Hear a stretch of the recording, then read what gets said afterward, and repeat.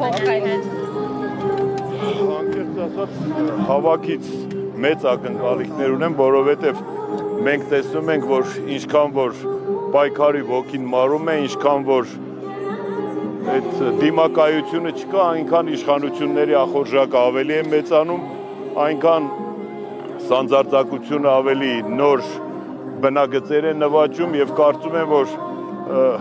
բոլորը մի կողմ պիտի դնեն իրենց տարաձայնությունները եւ կարողանան այս ազգի նկարագիրը գոնե կարողանան պահպանել, քանի որ մենք ընկել ենք կարծես թե արժեքների ձևախեղման հետևից եւ արդեն որևէ կարգի հոգեվոր, բարոյական, մարդկային, որևէ արժեք մեզ համար արդեն էտալոնային չի դառնում, իսկ դա նշանակում է, որ մենք հերթական անգամ ու կորցնում ենք մեր նույնականությունը, կորցնում ենք մեր էտալոնային արժեքներին, նաև իդեմս այսօրվա կալանավորված Սամվել Կարապետյանի սրբազանների եւ կենցաղային մակարդակի, հանցագործի մակարդակի հասցնել ազգային մեծ բարերարի, սրբազանների ներկայացնել այս կամ այն հանցագործությունների քողի տակ, կարծում եմ դա ուղիղ հարված է ուղղված մեր ազգային բուրգի կազմաքանդմանը, կարծում եմ, որ կարելի է մեկ բռունց դառնալ եւ գիտեք ինչ ալտերնատիվ օրակարգ ձևավորել եւ ցույց տալ, որ այս ժողովուրդը այն ժողովուրդ չի, որի հետ կարելի է այդպես վերաբերվել ուղղակի։ Ըստ ձեզ հնարավոր է լուսանկարներով, ժամկետանց դիվանագիտական անձնագրերի լուսանկարներով, սրբապատկերների, ինչ-որ հանգանակությունների լուսանկարներով վարկաբեկել եկեղեցին եւ Գիտեք ինչ, ես այնպիսի այդ սարքելու, գործ կարելու մեքենայի միջով է անցել, ամեն ինչով էլ կարելի է, օդով էլ կարելի է հանցագործություն կարելի իհարկե իմ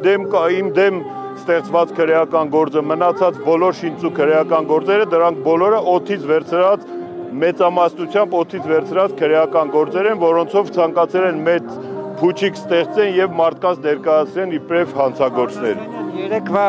համացանցում տարածված ձայնագրությունը արդյոք լսել եք, եթե պարզվի, որ դրա բովանդակությունը համապատասխանում է իրականությանը, ձեզ համար դատապարտելի արարք է դա, թե ոչ, եւ այնուամենայնիվ, ինչ նպատակ է հետապնդում իշխանությունը 2 տարի առաջվա տեղի ունեցած ձայնագրությունը, հա, այսպես ասենք, ջրի այդտեղից պիտի սկսել իշխանությունները փոխանակ զբաղվեն երկրում հանցավորության դեմ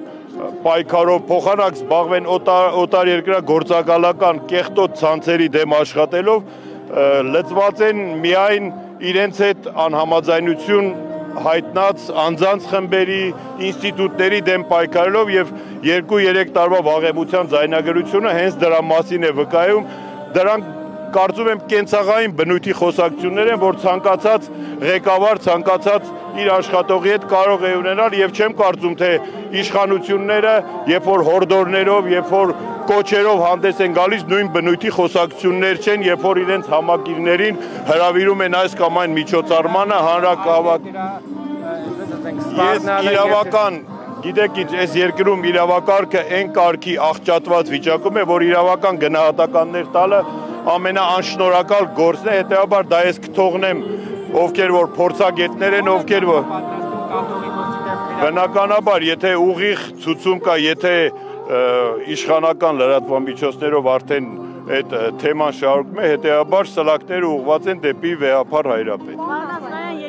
Ծառացած խնդիրներից զատ կա նաև փոքր համայնքային խնդիրներին անդրադառնանք, կոնկրետ Վանաձորը այս պահին անգլուխ է ու շատ վատ վիճակում։ Եթե մենք Փելեշյանի Facebook-յան էջի գրառումները տեսնենք եւ գրառման մեկնաբանությունները, մարդիկ ասում են, որ չեն կարողանում ապրել ու շատերը ձեզ են սպասում։ Եթե հավաքանու նիստ լինի, դուք կարողանալու եք ապահովել այն քեները, որ ասած ես այդ գրառումները չեմ նայել սրա նրա էջերի,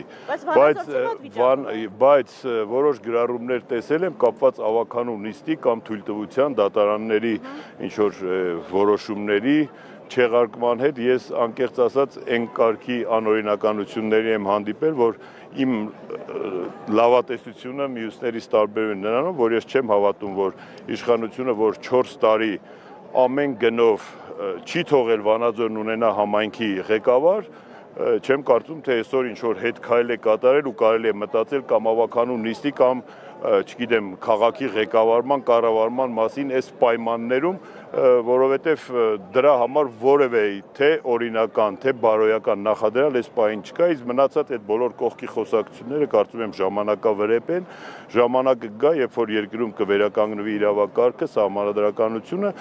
մենք եւ մնացած այն մարդիկ, ովքեր որ հակված են մեր երկիրը տեսնեն օրինական հունի մեջ, սահմանադրական հունի մեջ ապրելով, այն ժամանակ